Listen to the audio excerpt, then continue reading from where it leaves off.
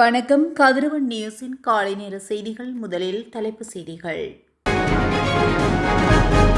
அடுத்த 24 மணி நேரத்தில் வானிலையில் ஏற்பட உள்ள மாற்றம்.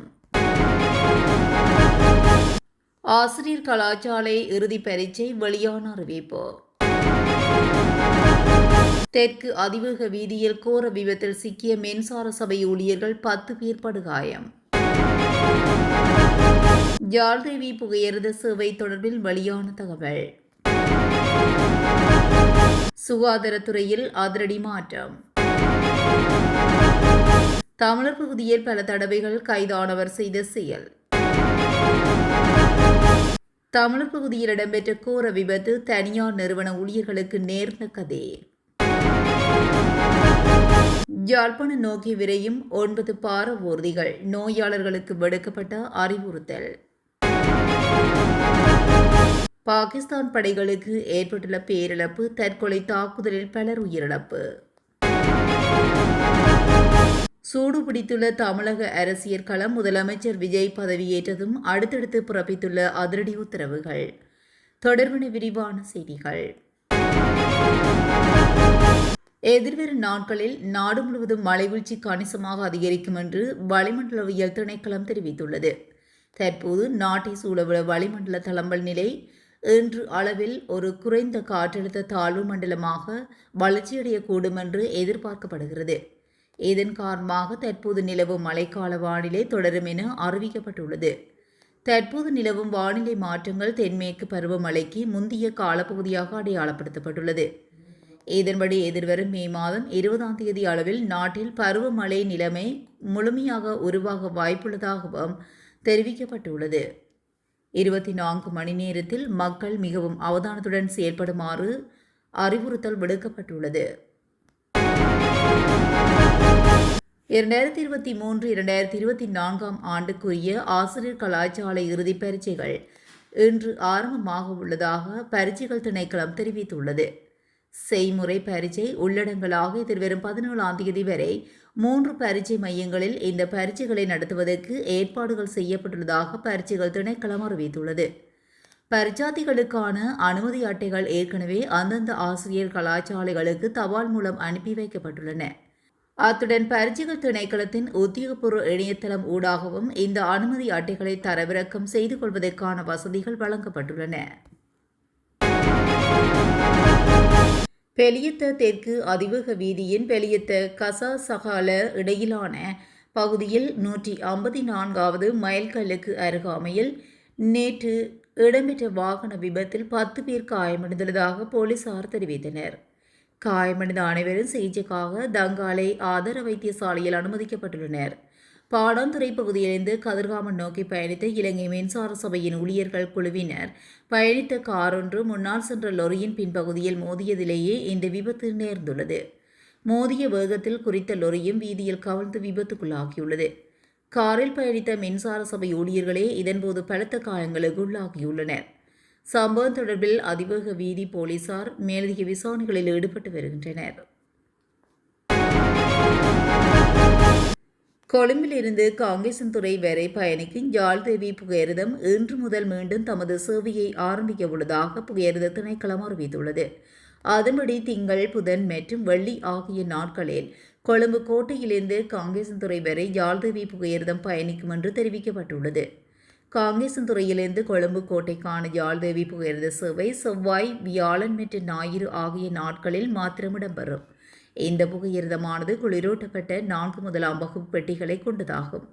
புகையிரத திணைக்களத்தின் உத்தியோகபூர்வ இணையதளம் ஊடாக அல்லது ஆசன முன்பதிவு வசதி கொண்ட புகையிரத நிலையங்களுக்கு சென்று பயணச்சீட்டுகளை முன்பதிவு செய்து கொள்ள முடியும். புகையிரத சேவையின் கால அட்டவணை கீழே இணைக்கப்பட்டுள்ளது. நாட்டின் சுகாதார கட்டமைப்பில் நோய் தடுப்பு மற்றும் சிகிச்சை சேவைகளை மக்களுக்கு மிகவும் வினைத்திறனுடன் கொண்டு சேர்ப்பதுடன் வளங்களை முன்னுரிமை அடிப்படையில் சரியாக பயன்படுத்துவதை இலக்கு வைத்து மாவட்ட மட்டத்திலான சுகாதார சேவை ஒருங்கிணைப்பை வலுப்படுத்த சுகாதார மற்றும் வெகுஜன ஊடக அமைச்சர் வைத்தியர் நலிந்த ஜெயதிச அவதானம் செலுத்தியுள்ளார். இதன்படி அனைத்து மாவட்டங்களையும் உள்ளடக்கும் வகையில் நாடாளுமன்ற உறுப்பினர்கள் சிலரை மாவட்ட சுகாதார ஒருங்கிணைப்பு அதிகாரிகளாக நியமிப்பதற்காக அமைச்சரவையில் சமர்ப்பிக்கப்பட்ட பரிந்துரைக்கு அமைச்சரவை அங்கீகாரம் வழங்கியுள்ளது. மத்திய அரசு மற்றும் மாகாண சபைகளினால் நிர்வகிக்கப்படும் சுகாதார நிறுவனங்களுக்கு இடையிலான ஒருங்கிணைப்பு குறைபாடுகளை நீக்கி மிகவும் வினைத்திறனான சேவையை வழங்குவதே இதன் முக்கிய நோக்கமாகும். புதிய அதிகாரிகளின் பொறுப்புகள் மற்றும் கடமைகள் மக்கள் பங்களிப்புடன் மாவட்ட மட்டத்திலான சுகாதார சேவைகளை கண்டறிந்து அவற்றை முன்னுரிமைப்படுத்த வேண்டும்.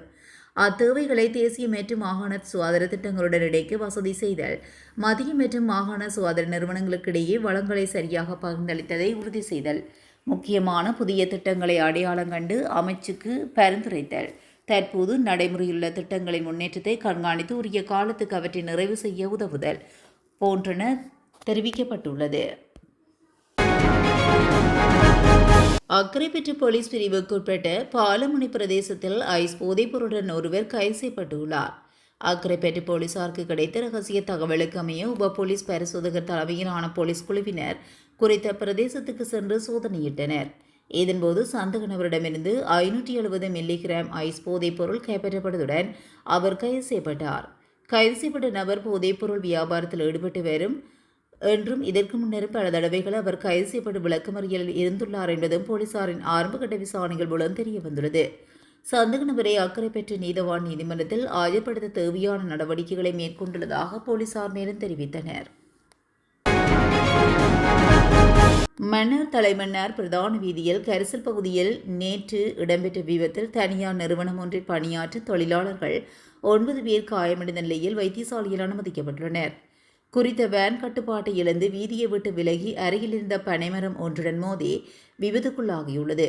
இந்த விபத்தில் காயமடைந்த 9 பேரும் மன்னார் மாவட்ட பொது வைத்தியசாலையில் சிகிச்சைக்காக அனுமதிக்கப்பட்டுள்ளனர். இந்த விபத்து தொடர்பில் மன்னார் போலீசார் மேலதிக விசாரணைகளை மேற்கொண்டு வருகின்றனர். யாழ்ப்பாணம் போதனா வைத்தியசாலையில் மருந்து களஞ்சிய சாலையில் இடம்பெற்ற தீ விபத்தால் ஏற்பட்ட இழப்புகளை ஈடு செய்யும் வகையில் உடனடியாக 9 பாரவூர்திகளில் அத்தியாவசிய மருந்துகளை கொண்டுவர நடவடிக்கை எடுக்கப்பட்டுள்ளதாக வைத்தியசாலை பணிப்பாளர் சத்தியமூர்த்தி தெரிவித்துள்ளார்.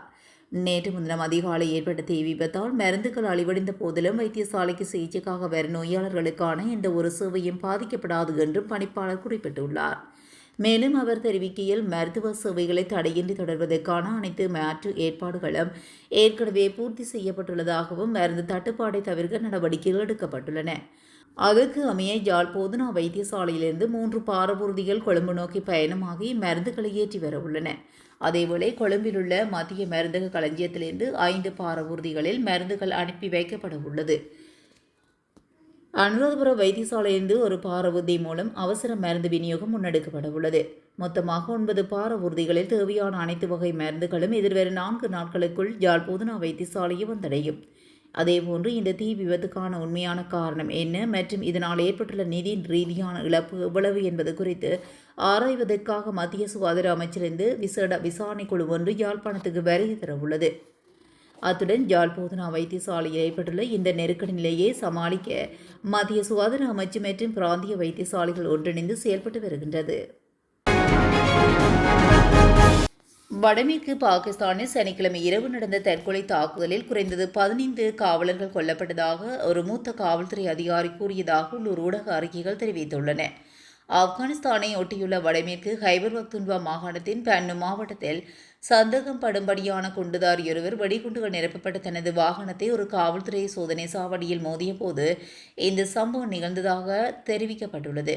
இந்த தற்கொலை தாக்குதலை தொடர்ந்து கனரக ஆயுதங்களுடன் இருந்த தீவிரவாதிகள் குண்டுவெடிப்புகளை துப்பாக்கிச் சூட்டை நடத்தியதாக அந்த ஊடகம் தெரிவித்தது. இந்த குண்டுவெடிப்பில் மேலும் 3 காவலர்கள் காயமடைந்ததாக நகர காவல்துறை தலைவர் தெரிவித்துள்ளார். குண்டுவெடிப்பை தொடர்ந்து தீவிரவாதிகள் பல திசைகளிலிருந்தும் அந்த சோதனை சாவடி மீது பலத்த துப்பாக்கிச்சூடு நடத்தியதாகவும் அந்த பகுதியில் பல வெடிச்சத்தங்கள் கேட்டதாகவும் இது உள்ளூர் மக்களிடையே அச்சத்தை பீதியையும் ஏற்படுத்தியதாக தெரிவிக்கப்படுகிறது. தமிழக முதலமைச்சர் விஜய் தலைமையில் இடம்பெற்ற ஆலோசனைக் கூட்டத்தில் பெண்கள் மற்றும் குழந்தைகள் தொடர்பான முறைப்பாடுகளுக்கு உடனடி நடவடிக்கை எடுக்க வேண்டும் என முதலமைச்சர் விஜய் அறிவுறுத்தியுள்ளதாக கூறப்படுகிறது. இந்த ஆலோசனையின் முக்கிய நோக்கம் மாநிலத்தின் அனைத்து பகுதிகளிலும் சட்ட ஒழுங்கு நிலையை தொடர்ந்தும் கட்டுப்பாட்டில் வைத்திருக்க வேண்டும் என்பதையும் பொதுமக்கள் பாதுகாப்பை உறுதி செய்வதையும் குறிக்கோளாக கொண்டதாக அரசு வட்டார தகவல்கள் தெரிவிக்கின்றன. முதலமைச்சராக விஜய் பதவியேற்ற பிறகு சென்னை தலைமையக செயலகத்தில் நடைபெற்ற இந்த ஆலோசனை சுமார் 3 மணி நேரத்துக்கு மேலாக நீடித்ததாகவும் இடையிடையே முக்கிய உத்தரவுகள் மற்றும் வழிகாட்டுதல்கள் வழங்கப்பட்டதாகவும் அதிகாரிகள் தரப்பில் கூறப்படுகிறது. சட்டம் ஒழுங்கு தொடர்பான தலைமை செயலகத்தில் டிஜிபி சந்தீப் ராய் ரத்தோர், தலைமை செயலாளர் சாய்குமார் உள்ளிட்டோருடன் தமிழக முதலமைச்சர் விஜய் ஆலோசனை நடத்தியுள்ளார். தமிழகத்தில் சட்ட ஒழுங்கு நிலை மற்றும் பொது பாதுகாப்பை வலுப்படுத்தும் நோக்கில் முதலமைச்சர் விஜய் தலைமையில் தலைமை செயலகத்தில் ஒரு முக்கிய உயர்மட்ட ஆலோசனை கூட்டம் நடைபெற்றுள்ளதும் குறிப்பிடத்தக்கது. இத்துடன் கதிரவன் நியூஸின் காலை நேர செய்திகள் நிறைவடைகின்றன. தொடர்ந்தும் செய்திகளோடு இணைந்திருக்க கதிரவன் நியூஸுடன் இணைந்திருங்கள். நன்றி, வணக்கம்.